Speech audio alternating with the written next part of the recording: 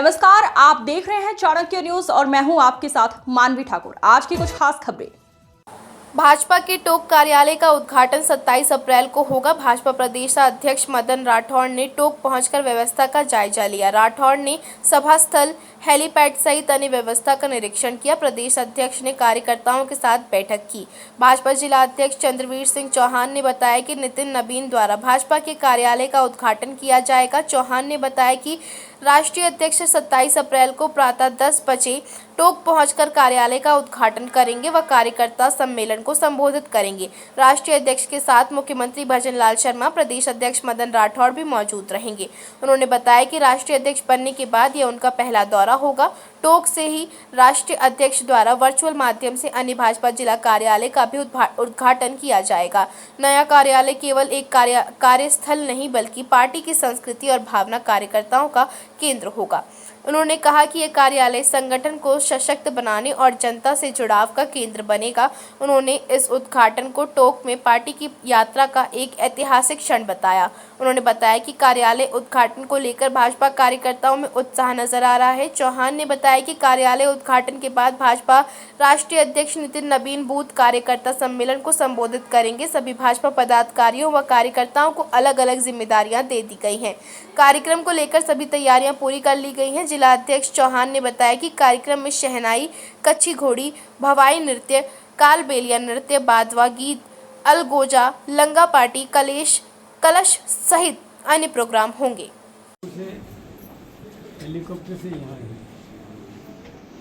पर फिर एक कार्यकर्ताओं को संबोधित करेंगे, जनता को संबोधित करेंगे। फिर हमारे 7 कार्यालयों के उद्घाटन और एक का शिलान्यास। एक स्थान पर यहाँ टॉप पे तो आएंगे, बाकी वर्चुअल हो जाएगा और वो सभी लाइव रहेंगे।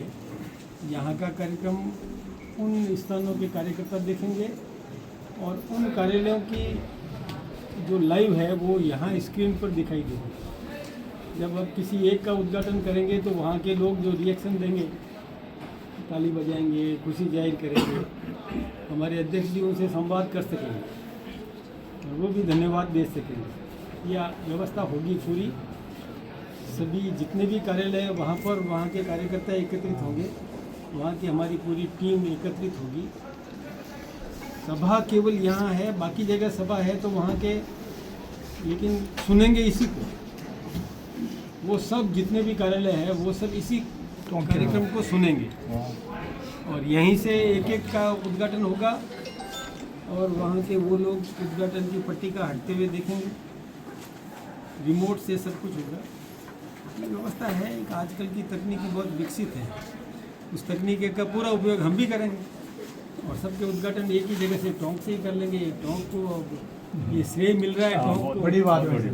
तो बाकी सब टोंक को ही देखेंगे कि बड़ा विशाल समूह टोंक में खड़ा है। ये उत्साहवर्धक कार्यक्रम है। नितिन नवीन जी का राष्ट्रीय अध्यक्ष बनने के बाद पहला राजस्थान का दौरा है, उसका चुनाव टोंक के लिए किया गया है। किस तरीके से अहम है राजनीतिक मैसेज? देखिए, पूरी हिंदुस्तान में बहुत उत्साह है।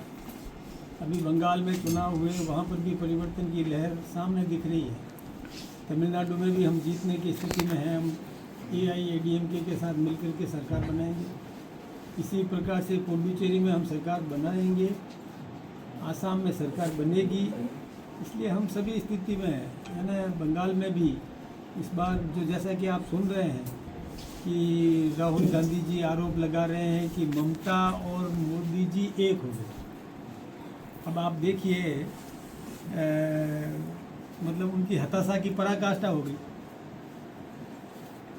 राहुल गांधी जी ये कह रहे हैं, आज के समाचार पत्रों में आपने पढ़ा होगा कि वो ममता जी को हमारे साथ जोड़ रहे हैं।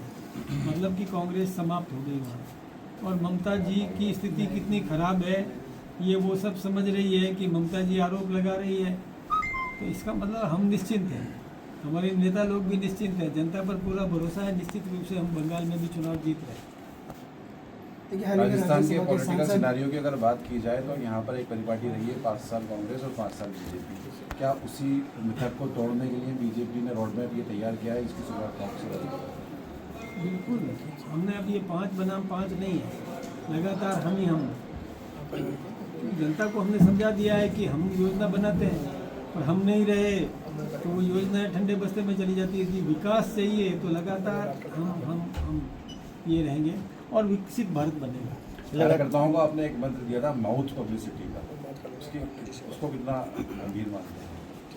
देखिए, हमारा कार्यकर्ता जागरूक है, समझदार है, जनता को जागृत करेगा, समझाएगा, जनता को सही स्थिति बताएगा। कांग्रेस के भ्रष्टाचार बनाम हमारा एक सुराज, ये तुलना करेगी जनता। तुलना तो करना ही चाहिए, हमने क्या किया और हमारे विरोधी ने क्या किया। जब जनता उसकी तुलना करेगी तो हमें आशीर्वाद देगी।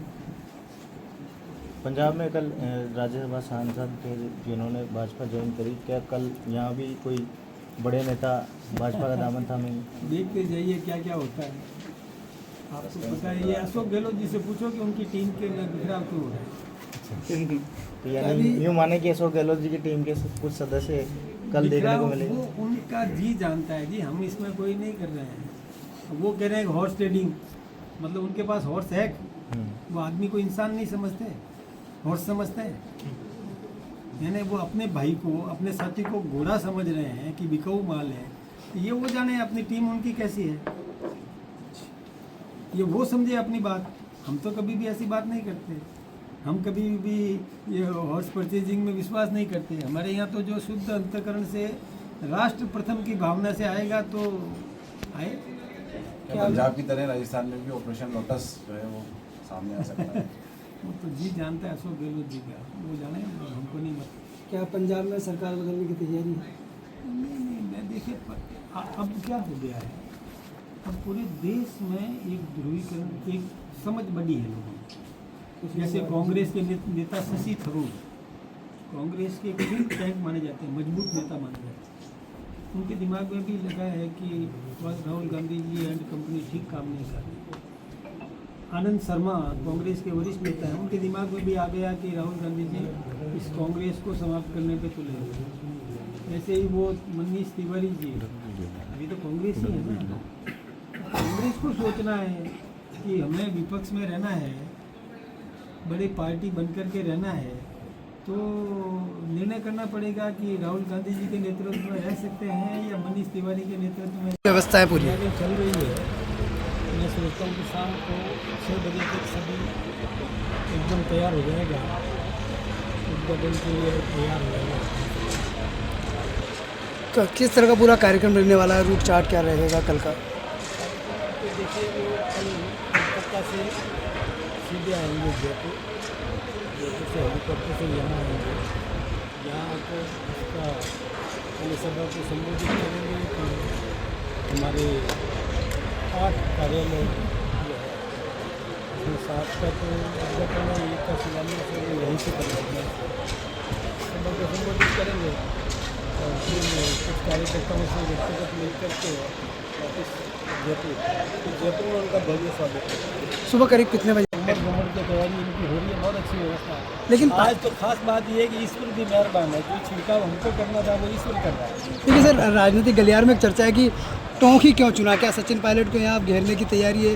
किसी और पॉलिटिकल लिहाज से क्या देखा जाए? हमारा पूरा राजस्थान है, पूरा हिंदुस्तान है। राष्ट्रीय अध्यक्ष की नज़रों में कोई एक बिंदु नहीं होता है, पूरा सर्वत्र। हाँ, हमारा एक ही राष्ट्र है, तो राष्ट्र हमारा है।